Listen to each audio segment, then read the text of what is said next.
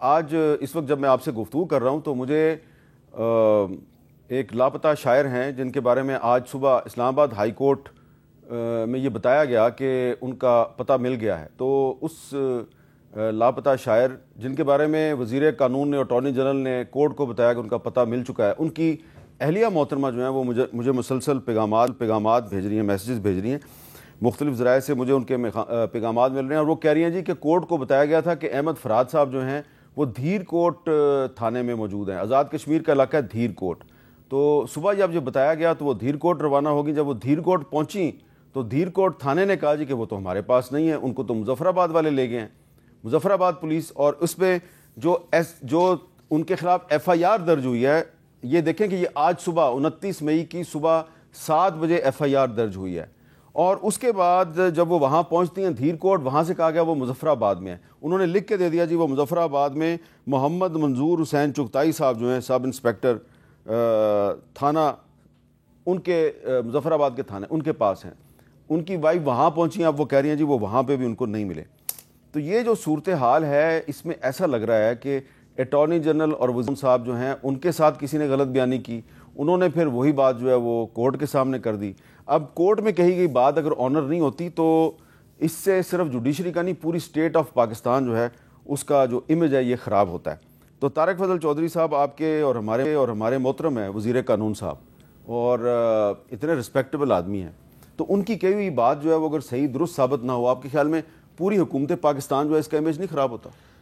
امیر صاحب, ایک تو جو وزیر قانون ہوتا ہے وہ ہر گورنمنٹ میں بہت ذمہ دار منصب ہوتا ہے, اور ہمارے جو وزیر قانون اعظم نذیر طارڑ صاحب, میں ذاتی طور پہ انہیں جانتا ہوں, وہ ایک انتہائی ذمہ دار شخصیت ہیں اپنی ذاتی حیثیت میں بھی. لہٰذا ان کی طرف سے میں قطعی طور پہ یہ توقع نہیں کرتا کہ کوئی ایسا بیان کورٹ میں دیا گیا ہوگا جو کہ حقیقت کے منافی ہو. یہ ہو ہی نہیں سکتا.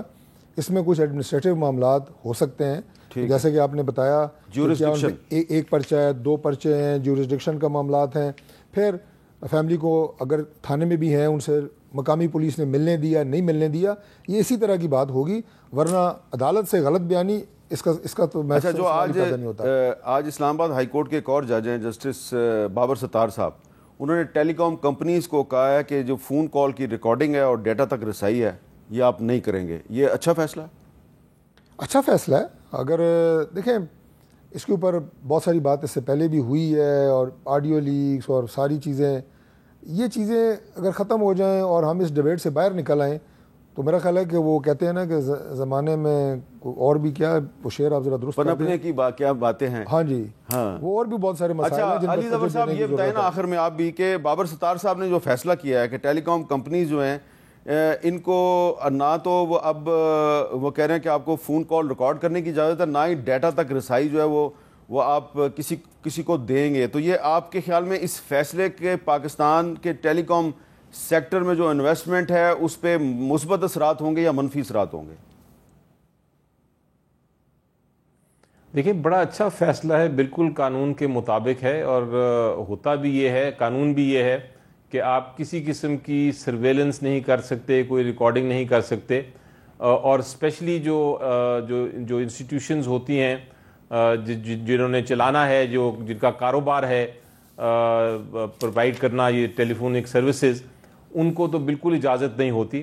اگر آپ کو کوئی ٹیررزم کا مسئلہ ہے یا کوئی ایسا ایشو ہے جس میں آپ کو سرویلنس کرنی ہے تو پھر آپ پہلے اجازت لیتے ہیں عدالت سے, آپ اس کی وجوہات دیتے ہیں ان کانفیڈنس, اور اس کے بعد اس کی سرویلنس کی اجازت آپ کو ملتی ہے, اور آپ پرٹیکولر اس شخص کی سرویلنس کر سکتے ہیں. اس میں ریکارڈنگ ہو سکتی ہے جس کے خلاف کوئی ٹیررزم یا اس قسم کا کوئی اسمگلنگ کا الزام ہو یا اس قسم کا کوئی سنگین. تو یہ فیصلہ قانون کے مطابق ہے, لیکن اس لیے نہیں کہ آپ لوگوں کی پرائیویٹ کنورسیشنز.